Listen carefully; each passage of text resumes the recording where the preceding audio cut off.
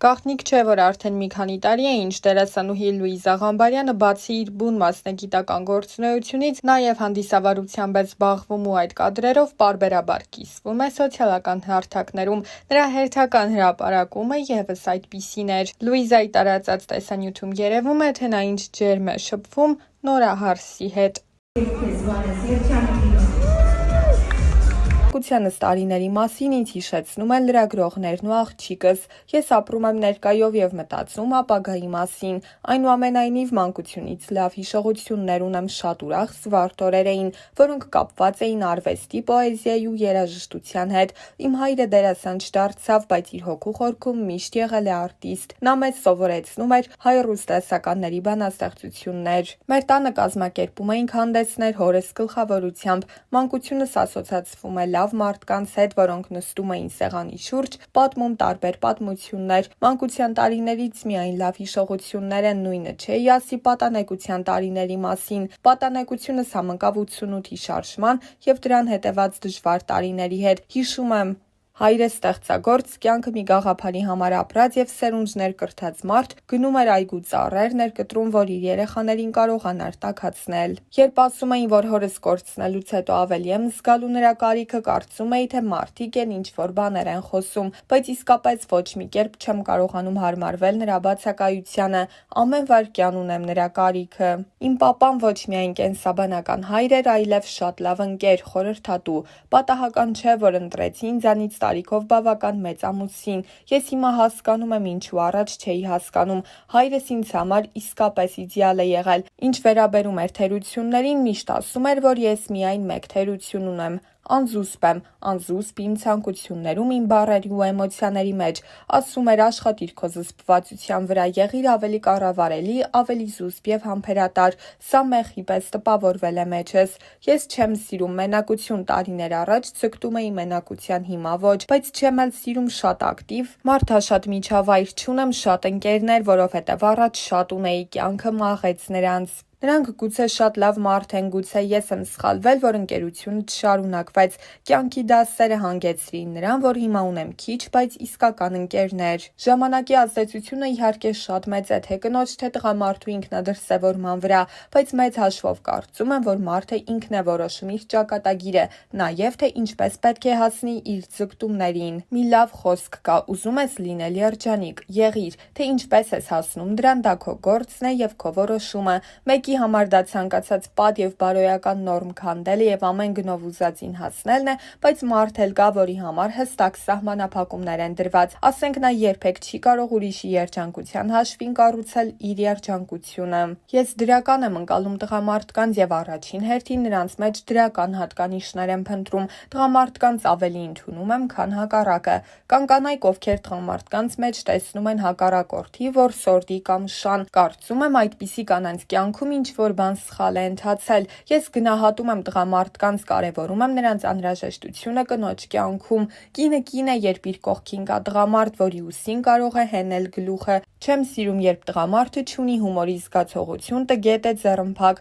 և իհարկե չեմ կարող հանդուրժել ինքնասիրահարված, փառասեր տղամարդկանց։ Իմ դերերը շատ տարբեր են, ինչպես կյանքը ու մարդիկ։ Յուրաքանչյուրն ունի իր խառնվածքն ու ասելիքը։ Կյանքիս յուրաքանչյուր շրջանում այլ կերպ եմ նայում խաղացածս դերին։ Այս տարիքում չեմ կարող նույն կերպ մարմնավորել Ջուլիետին, ինչպես 10 տարի առաջ էի մարմնավորում, իսկ ահա առաջին անգամ 10 տարեկանում եմ բեմ բարձրացել։ Այդ ժամանակ Խնկո-Ապոր գրադարանի թատերախմբի անդամներից էի։ Մեր խմբավարը Երվանդ Օտյանի պիեսների մոտիվներով գրական կոմպոզիցիա էր բեմադրել, որում ընդգրկված էի նաև ես։ Իմ ամենասիրելի դերը խաղացանկումս Վիգեն Չալդրանյանի «Ձայն լռության» կամ 6-րդ պատվիրանը ներկայացման մեջ Այծեմնիկի կերպարն է։ Կուռքեր առհասարակ չունեմ, ինձ բախտ է վիճակվել ունենալ մեծանուն այնպիսի խաղընկերներ, ինչպիսիք են Խորեն Աբրահամյանը, Վլադիմիր Մսրյանը, Արթուր Ութմազյանը և այլ։ Այժմ էլ ժամանակակից լավագույն դերասանների հետ եմ հանդես գալիս նույն բեմում,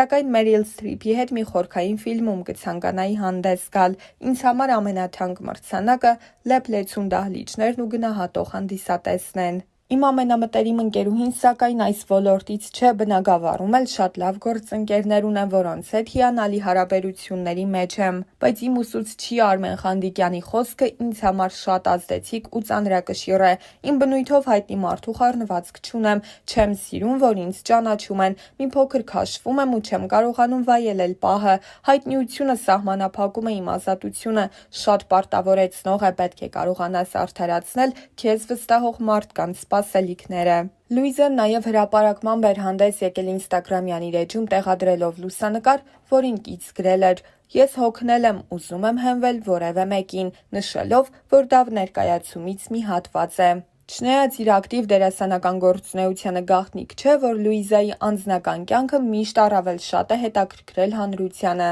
Իր վերջին հարցազրույցներում դերասանուհին հաճախ է խոսում մայրիկի և ամուսնու կորստի մասին, նշելով. «Եվ իմ ամուսինը և իմ մայրը ոչ թե նրա համար, որ իմն էին, այլ պարզապես նրանք անուշիկ մարդիկ էին։ Մեր ու բոլոր իրենց ճանաչող մարդկանց կյանքում ցավ ու հետք են թողել։ Իսկ ես ու դուստրս միշտ շատ կապված ենք եղել։ Աղջիկները միշտ պապաների հետ են կապվում, աղջկա ու հոր կապը սերտաճած է, դա ուրիշ հարթության մեջ է։ Բայց Գոգան միշտ այնպես էր անում, որ մենք ավելի շատ շփվեինք, երևի գիտեր ես ու աղջիկս ավելի երկար ենք մնալու միասին։ Չկա այդպիսի օր, որ մենք չհիշենք իրեն, իմ մայրիկին։ Երբ աղջիկս ընդունվեց համալսարան, իր առաջին բառն էր. «Մամ, արի գնանք պապայի մոտ»։ Ամեն ինչ խոսում է, ասում է պապան էս կասեր, էն կասեր, իր համար դժվար է, տատիկի ջերմությունն էլ չկա, համեղ ուտելիքներն էլ չկան, իր պաշտպանը չկա։ Ես ապրում եմ իմ աղջկանով, իմ հայրենիքով, իմ ցավով ու բեմով։ Լուիզան մեկ անգամ նշել էր, որ շատ կերազեր, որ իր հայրը տեսներ իր հաջողությունները,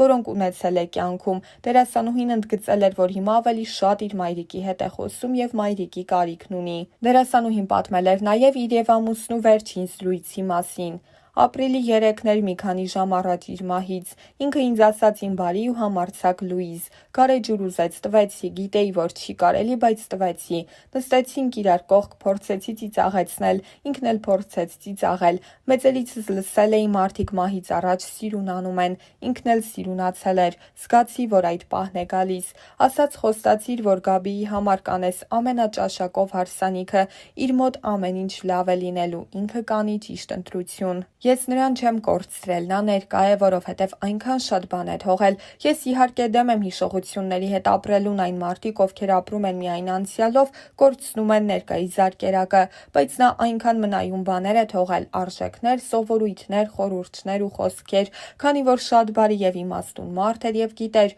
մի օր այնպես է ստացվելու, որ մենք ֆիզիկապես առանց իրեն ենք մնալու, շատ հարցերում ուղղորդում էր մեզ, սովորեցնում։ Այդ իմաստով ես մի քիչ պատրաստ էի, նա կոփում էր ինձ, նա ինձ համար իսկապես կա հիմա, իսկ մնացածն արդեն իմ ապրումներն են, իմ կարոտն է, իմ նրան միշտ վառ հիշելն է։ Չկա օր, որ մենք տանը չհիշենք Գաբիիս հետ և չհիշենք ուրախությամբ, որովհետև ուրիշ տարբերակ չկա։ Հիշելով մայրիկին, ով նույնպես կյանքից հեռացել է կորոնավիրուսի հետևանքով, Լուիզա Ղամբարյանը շեշտել էր. «Մամաները չեն մահանում, նրանց ուղղակի չենք տեսնում։ Միշտ ասում եմ, այնքան կուզեի մամայի հետ այդքան կապված չլինեի, որովհետև 44 տարի ես ապրեցի մորս հետ մի հարկի տակ, հիմա իմ մայրն էլ է ինձ ուժ տալիս։ Քովիդը բառացիորեն չարիք էր ինձ համար, իմ ընտանիքի համար, բայց քանի որ նրանք երկուսն էլ շատ լուսավոր, միամիտ ու անուշ մարդիկ էին, վստահ եմ, նրանք հիմա շատ լավ տեղում են, ուղղակի ինձ համար է դժվար, ավելի շատ Գաբիի»։ Ամուսնու առաջին կնոջ Սոֆի Դևոյանի և նրա ընտանիքի հետ հարաբերությունների մասին խոսելիս